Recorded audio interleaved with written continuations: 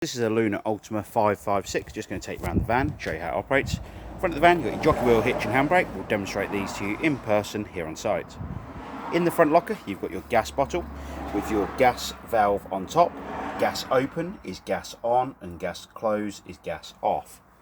On the bulkhead, you have a gas isolator valve. You need to turn this valve on and have it pointing straight down in line with the pipework to allow the gas to go through to the caravan. And you'll also need to turn the bottle on. The pipework that goes into the front of the bottle is a reverse thread fitment, so you need to turn it the opposite way to a standard gas or to a standard bottle lid, for instance, to release the fitting. Coming down the side of the caravan, you have your two wind down legs at either side at the front of the van.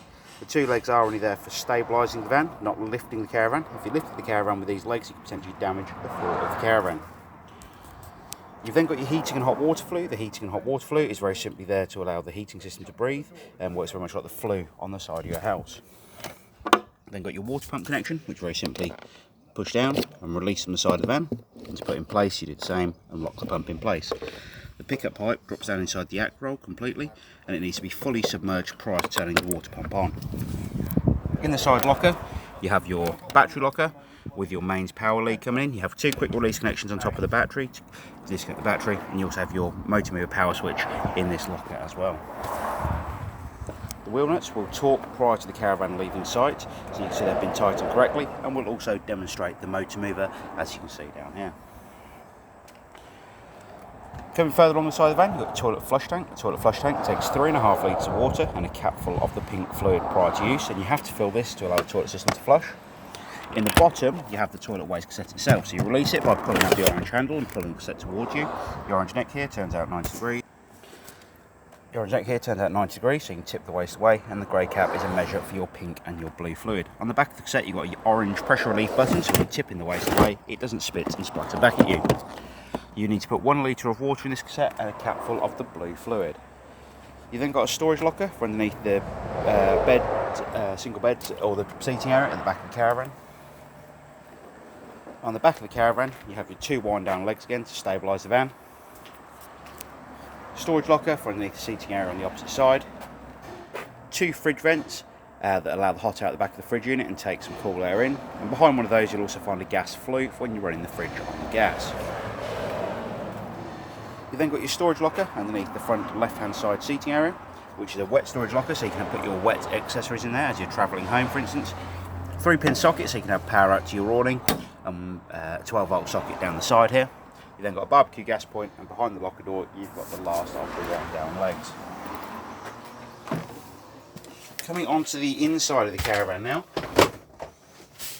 As you come into the caravan, on the left hand side, you've got your master power switch, which you need to turn on to have power to the inside of the caravan. You've got your awning light for the outside of the caravan and your internal lighting. You've got your water pump switch, which I'll come back to in a moment here, and your battery voltage at the top. To fill the water system up on board the caravan, you're first of all going to need to come over to every tap on board the caravan and open all the taps up on the hot side of the water system. As you can see at the moment, there's no water coming out the taps.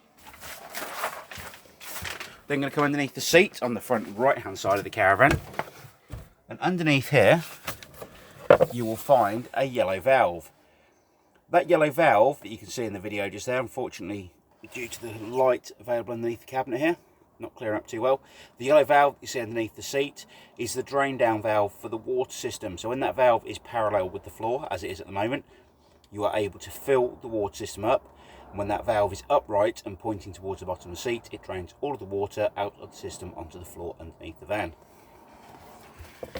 So with that valve parallel with the floor and the taps all open in the hot position, wide open hot position, you can turn on your water pump, and once the water system is full, it will take 3 or 4 minutes to fill the system. However, you can see that I've already primed the system here. So you'll see that you get water starting to run out of every tap continuously on board the van. Now once you have water running out of every tap continuously on board the caravan, you can shut all of the taps back off, and then you can start thinking about warming the water on board the van.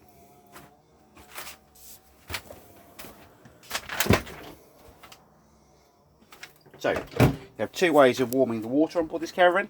You have the gas option, which is this control panel here up on the wall. The dial here on the left hand side is your Ultra Store on gas. So you need the gas bottle to be turned on in the front locker. You'd spin this outer grey dial round to the flame symbol. And you can't quite see it in this light, but there's actually a green light in the back of here, which illuminates green to let you know when the boiler has ignited. As you can see, you then get a red light that appears here. The red light is to indicate it has failed to ignite on gas. When you are on a mains powered site, we do advise that you use the electric to boost, the gas to boost the water system while you're showering on board the van. And you can control it between 30 and 70 degrees of water temperature. To isolate the gas supply, you spin it back to the off position on the side here. The switch here, I'll come back to in a moment when we go through the heating. So, next to your main fuse panel, which I'll take you through in a moment, you will see two switches. The top one here is your electric heating for the caravan, the main power switch, which I'll come back to in a moment. And the bottom one is your electric water heating. So when I flick this switch on, the water heater will start to warm up on the electric power source. So that is your heating on gas, hot water on gas and electric. Next up, you're going to go to your Ultra Heat. Now to turn on the power supply to the electric heater, you're going to need to flick the switch on here at the top. And then you're going to come back to the electric dial, the Ultra Heat switch that you see up on the control, up on the wall next to the Ultra Store control. Now you'll see down the side here, you've got the option of 500, 1000 or 2000 watts. Now what this relates to is the amount of power coming into the caravan from the caravan site you're on.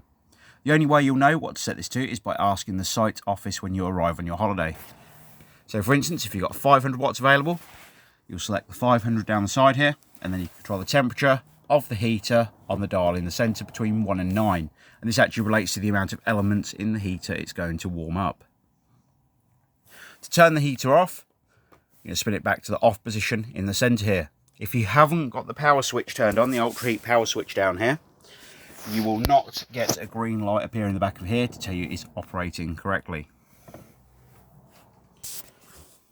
To operate your heater on gas, on top of the heater, you'll see there's a gas dial on the right hand side. You'll spin this dial round between 9 and 10. Hold down the gas valve, and when it ignites on gas, you'll get a pilot light in the window down the front here. Once it's fully ignited, you'll see the pilot light, and you'll hold down the gas valve for a further 5 to 10 seconds before releasing the gas valve and then controlling the temperature of the heater on the dial on top. To isolate the gas supply, you have to spin it all the way back round to pass the 0 position.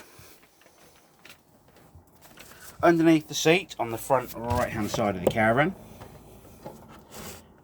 you will also see your 240 trip switches on the left hand side, on the right hand side here, and each of these is marked for what they are for. Little tip for you: if you're on site and you're not sure if you've got mains power coming to the caravan, hit the test switch, and if the blue trip switch here drops down to the bottom, it means you have mains power coming into the van. If you hit the switch and it doesn't drop down, it means there is no mains power coming to the caravan. On the left hand side, you'll see your 12 volt fuses for the caravan, a list of what fuse should be in those on the left hand side, and then on the right hand side, a list of what each fuse is for. One thing I didn't show you with the heater is the blown air heating. So around the caravan, you'll see these little white vents, which look like a bit like the vents in your car, for instance. The dot in the on the centre of this dial on the left hand side of the heater indicates the heat is going to come out the front of the heater.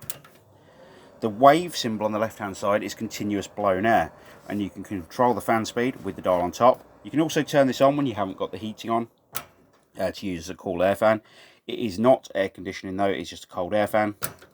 Down the right hand side you have automatic blown air, so essentially it cuts in and out with the thermostat on board the caravan, and again you can control the fan speed with the dial on top.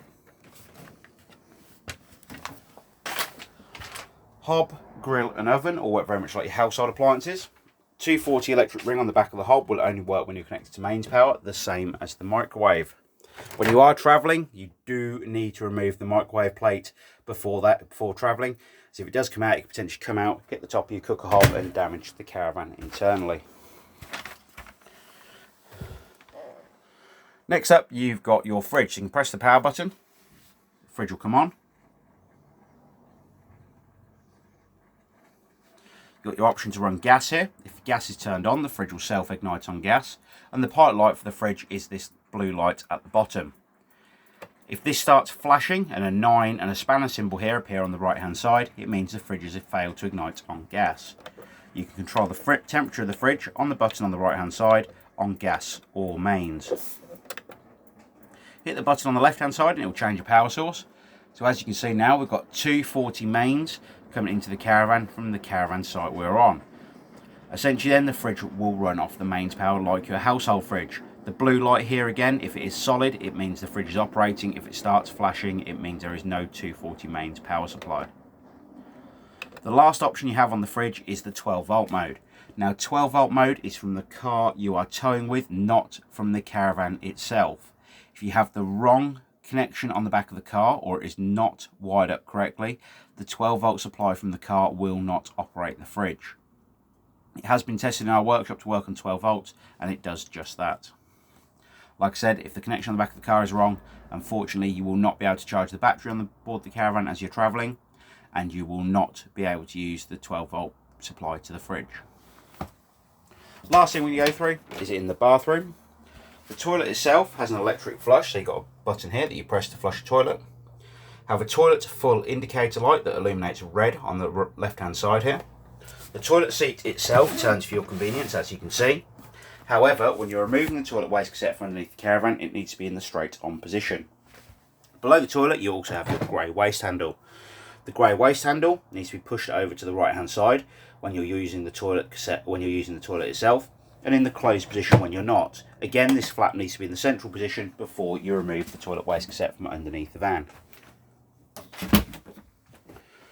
So this is the Lunar Ultima 556. If you have any further questions on the caravan, please don't hesitate to give us a call here at the Caravan Company and we'll be more than happy to help. We appreciate your business and we look forward to seeing you here on site again soon. Thank you for now. Bye bye.